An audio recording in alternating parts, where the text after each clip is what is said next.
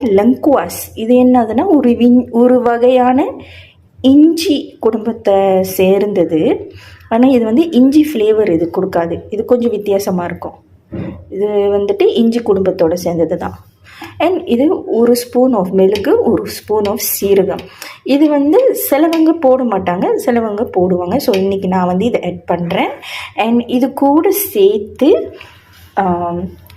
என்னோட ஒரு கைப்பிடி அளவுக்கு வந்துட்டு நான் வந்துட்டு காஞ்ச மிளகா எடுத்திருக்கேன். ஸோ வாஷ் பண்ணிவிட்டு கொதிக்க வச்சுட்டு அந்த தண்ணியை ட்ரெயின் பண்ணிட்டேன்.